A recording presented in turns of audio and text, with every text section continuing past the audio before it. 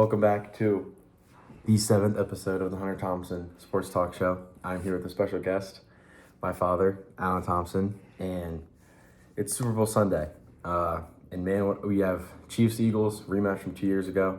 Man, what a game that'll be. It's going to be unbelievable. I mean, you're really talking about two of the best teams in the league all season.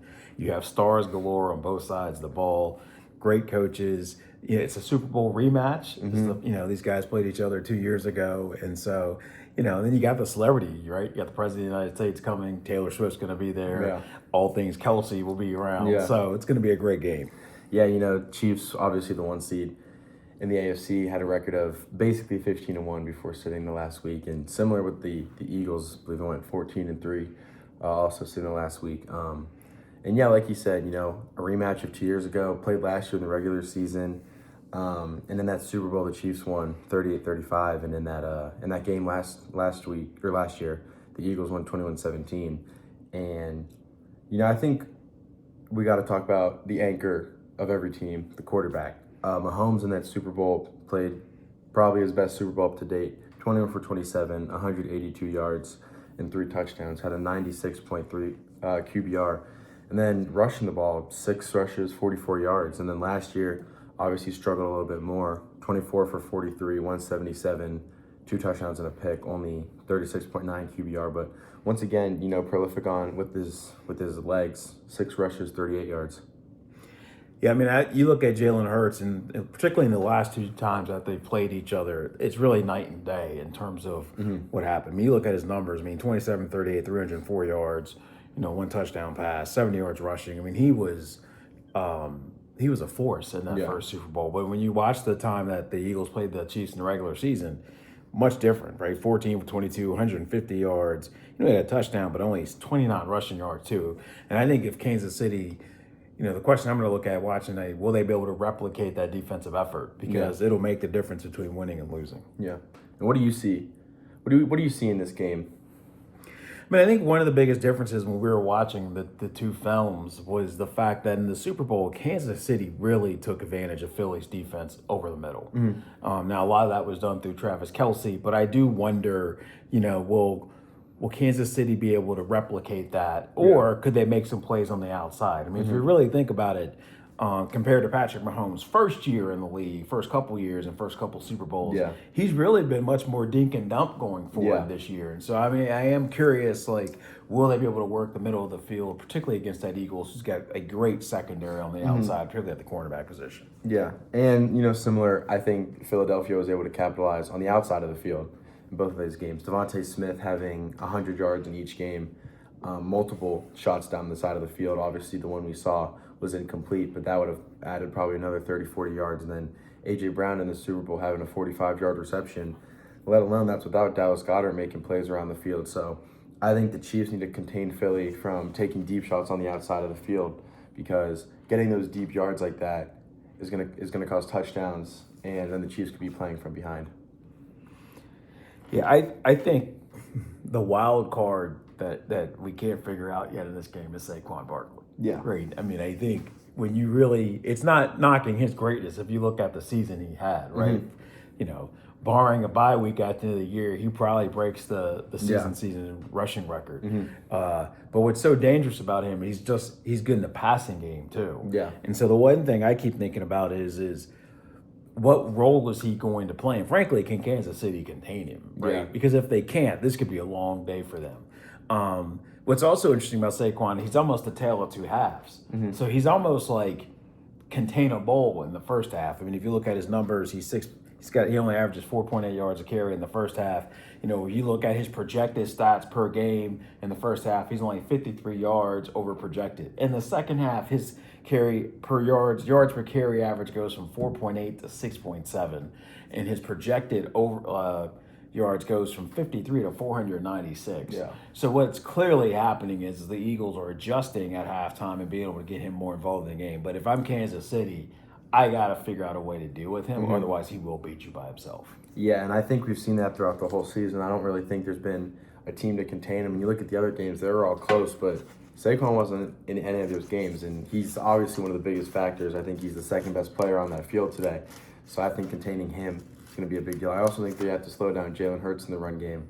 And last Super Bowl, 15 carries, 70 yards, and I can tell you not all 15 of those were tush pushes. QB draws that he had gaining yards.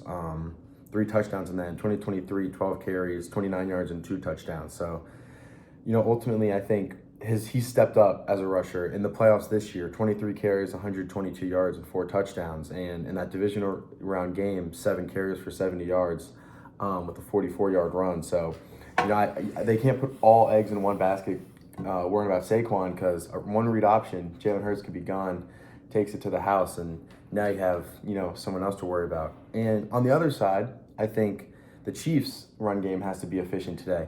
Yeah. You watch those games, Isaiah Pacheco, 89 rushing yards in the Super Bowl, 60 rushing yards last year against them. Kareem Hunt has stepped in during the injury, and he's probably averaging around 40 to 50 rushing yards a game. And it seems like you can attack them on the ground with Mahomes too, getting out of the pocket. Yep. He's probably due for a solid 30 or 40. So you look at both teams, I think the run game is going to be super important in who wins this game. Well, because it controls what you do on defense, right? And essentially, if you can keep your down and distance manageable, it's much harder to blitz against that, right? Which, going back to your point about Kansas City, I think the running game matters because it's very clear if you get pressure on Mahomes, he doesn't have the Tyreek Hill or I'd say a prime Travis Kelce like he used to get him out of trouble. And so one of the things that's very interesting is that when they won the Super Bowl the last time, he had basically 5 quarterback hits, 0 sacks. Last year, when he played, 9 quarterback hits, right? That's just a huge difference. And what's very clear too, if the Chiefs can operate in the quick game, which is where the running game can complement that, where you're doing a lot more short passes, quick drops, bubble screens, his completion rating is 87% when he gets the ball out of his hand in 2.5 seconds or less. So if I'm the Eagles, I'm very curious, are they going to be able to jam? Are they going to be able to do press? Are they going to be able to take away that short passing game and allow those big defensive tackles, particularly Jordan Davis and, my God, Jalen Carter, to get home? Yeah. And on the other side, Jalen Hurts, he struggles under pressure, playing against probably the worst person to play against in that sense is Steve Spagnuolo. Sends a lot of pressure on 3rd and 4th downs. And the Chiefs have had 7 sacks against the Eagles in the past 2 games. 5 sacks last year, 2 sacks in the playoffs.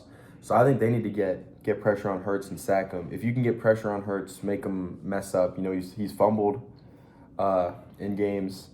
I think that gives them a good shot to win and or get a turnover, get a punt, get the Chiefs back the ball to go score. And looking at another thing, I was looking at earlier, the injury report. It shocked me. The Chiefs only had really Mahomes on there, but he practiced the whole week. When you look at the Eagles injury report, Saquon, A.J. Brown, and Dallas Goedert all rested this week, didn't practice. And then you have Zach Bond, who's a starter, Dickerson, who's a starter, Cam Jurgens, who's a starter, and Devontae Smith all had injuries, and they did not practice either. And Brandon Graham with an elbow injury, he's questionable for this game. It'd be his first game back since week 12. So those are all people to just look out for, see how much they're in the game, see how much they're resting, but that could be costly for the Eagles. And next up, the impact players of the game. For the Chiefs, I think their biggest impact on offense is their secondary receivers. Worthy has grown into his own as a wide receiver 1, even as a rookie.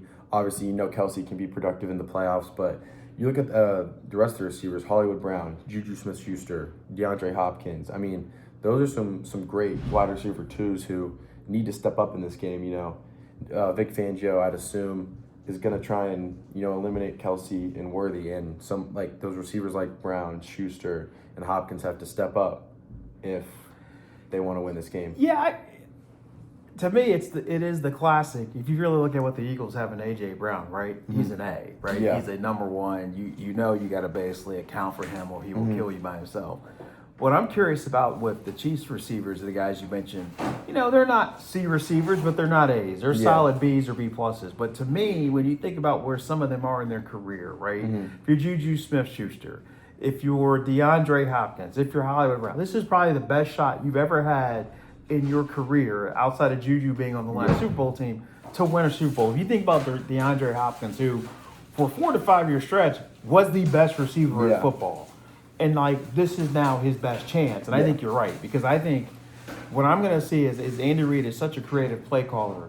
Does he use those guys to kind of replace Kelsey over the middle? Because the one thing is the Eagles secondary is for real. Yeah. DeJean, Quinyon Mitchell, those guys can flat out cover. Yeah. And so I'm very curious to one of these guys end up in a matchup on a linebacker or a safety that causes problems for the Eagles defense. Yeah, especially, over the middle of the field, like you said, moving Brown to slot, Schuster slot, having them up on linebackers.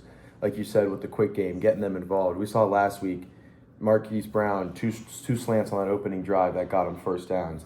Getting them involved will also open it up for Kelsey, because you can't double Kelsey, you can't double Worthy, and then it leaves them to go make plays too. So I think they're going to have to step up just as much as the Worthys and the Kelseys. And the other people on offense, I think, like I said, is Kareem Hunt and Isaiah Pacheco. Yeah. This playoffs, Kareem Hunt has 108 yards. Isaiah Pacheco, the past 2 games against the Eagles, has 165. So I think both of them are going to need to combine for somewhere around 75 to 100 yards for them to stay in this game. And if you can get a run game going, it opens up the pass. And we all know the Chiefs want to pass with Mahomes. But if you get them into having to pass on 3 downs, the Eagles change their offense, and Vic Fangio is smart enough to cause that problem for Mahomes. So I think their run game needs to step up and be productive to open up the whole pass game for the Chiefs. Well, we mentioned how Saquon's a wild card. I think Pacheco is a wild card, because he's been banged up most of the year. Right? And if you look at the last Super Bowls, he's always played a huge role in kind of getting those big first downs, particularly on first down, getting 5 to 6, 7, 8 yards to be able to control. To me, he's a huge wild card, because they have not really had him all year. I think Kareem Hunt's been a steal in terms of being able to backfill some of that running game production. But to me, I look at Pacheco as he's somebody in the passing game and in the run game who can actually be an advantage tonight against the Eagles. And then on defense, I have Steve Spagnuolo. Like I said, he has to get creative pressure to Jalen Hurts. If you're sending pressure, but it's not getting there, that just leaves less people in coverage. Jalen Hurts can take a shot to Devontae Smith or A.J. Brown. I think he'll be creative, but he has to be on it, sending nickel blitzes, corner blitzes, stuff that Jalen Hurts won't see, that can either cause a fumble, a turnover in some sense, or just a sack that takes him out of a drive and forced to punt. And then I also have Trent McDuffie. Obviously, they lose L'Jarius Sneed in free agency. He's their guy now. And the Eagles have 2 guys outside, Devontae Smith and A.J. Brown. And as we've seen, Devontae Smith has always performed. A.J. Brown last week had his best game of the playoffs. So I think he has to eliminate one of them. Really, regardless, one of them's going to attack you. But if you can cut off one of the heads of the 2-headed snake, then I think they have a good shot to win. Well, I think the other thing is, I would argue the reason the Kansas City Chiefs are back in the Super Bowl again is the defense. And I think if you've watched the last 2 years, right? You're talking about a defense that shut down probably one of the best offenses in the league in a very long time in the San Francisco 49ers last year. Yeah. And they really did contain them. And I could see the Chiefs defense doing the same.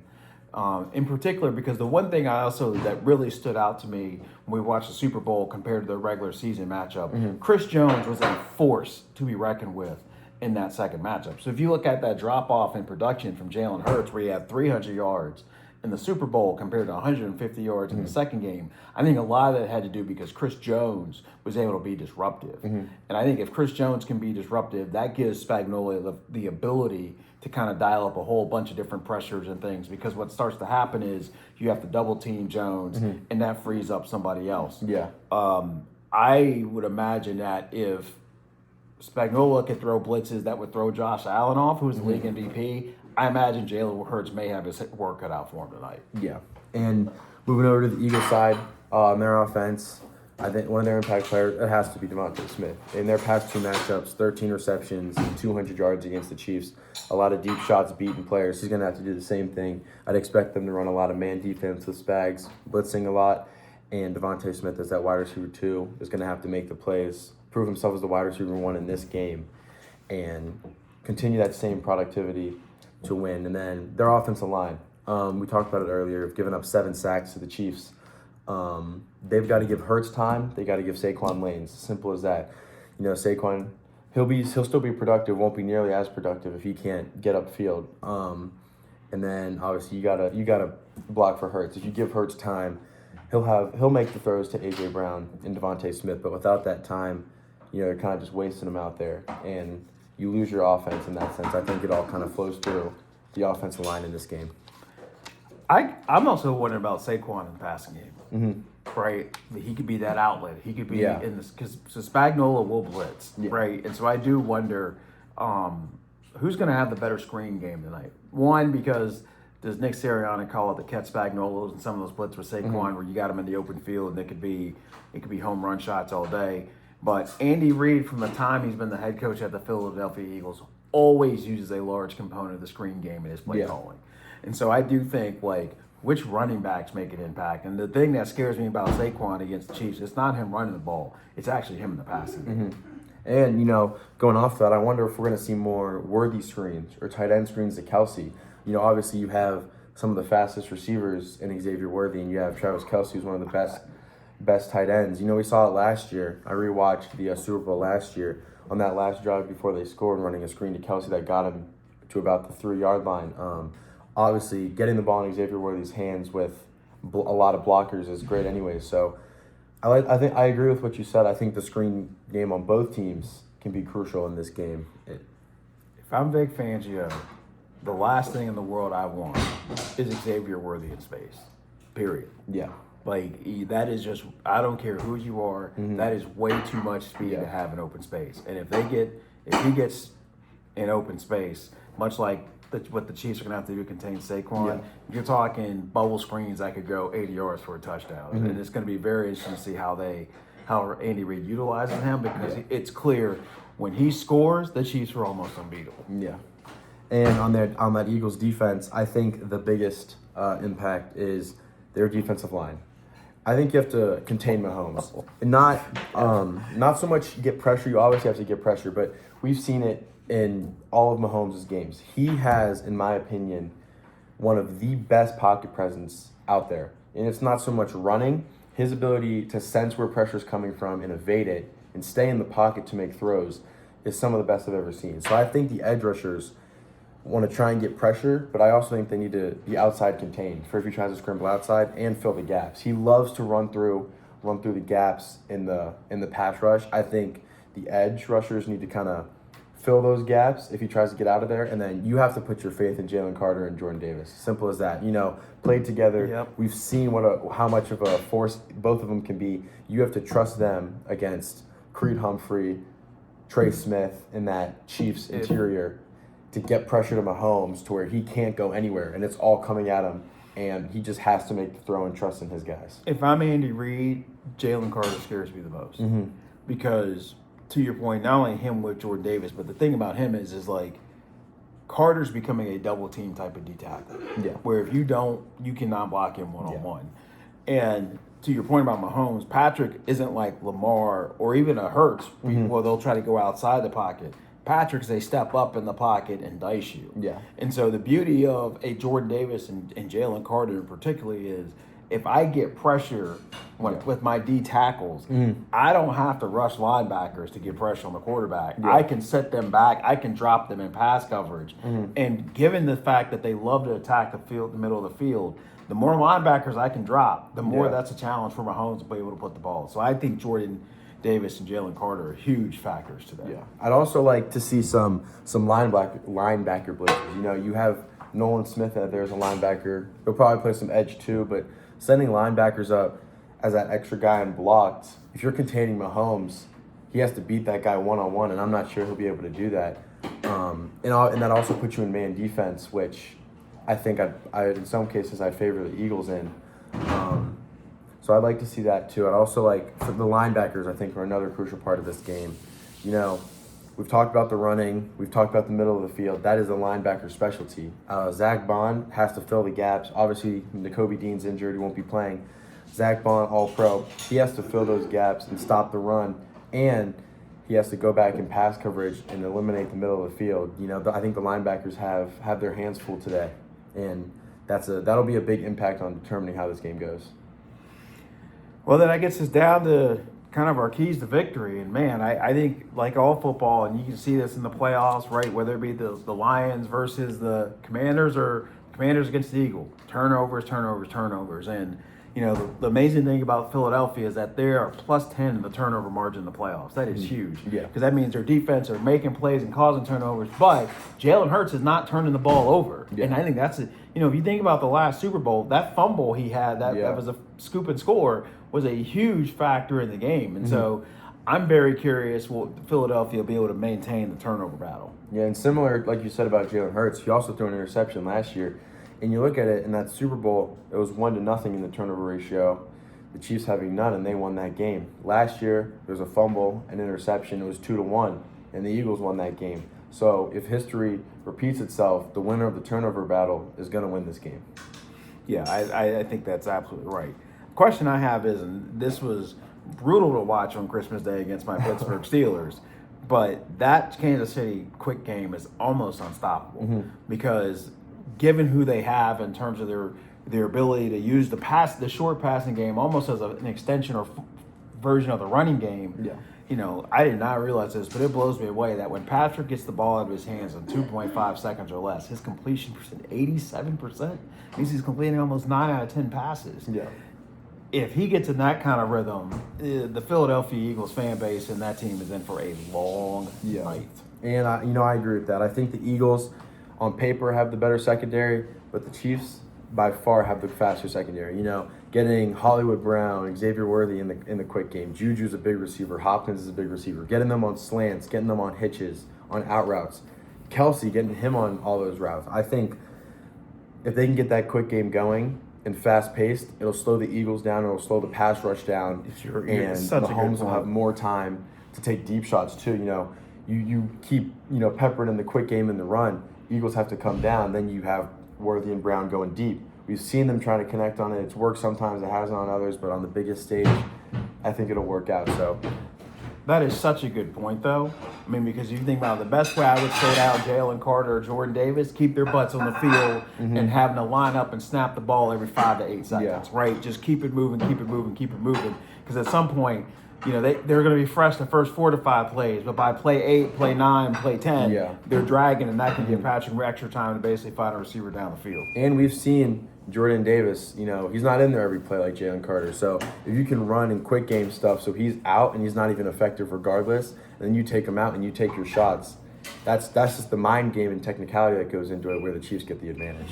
Well, I think the other thing which is fascinating too, which is if you think about sometimes how games can get out of hand, I would argue if the Eagles jump out to a big lead, can they hold it? Because Kansas City has shown not only the ability to come back, they've won 17 straight one-score games. Yeah. Right? Where on the flip side, I'm not sure if Kansas City got out to a big lead, Philadelphia can come back. Because that's not, that would require Jalen to have to throw more than they're probably comfortable with. Yeah. But I do think can Kansas City keep it within a score? Because if they do, you got to like their chances. Yeah, I agree. And we, like you said, we've seen it in the Super Bowl. He's able to keep games close. I think they're going to have to keep this game close. And keeping the game close, I think with Andy Reid and Mahomes on your team, you're backing that team to win.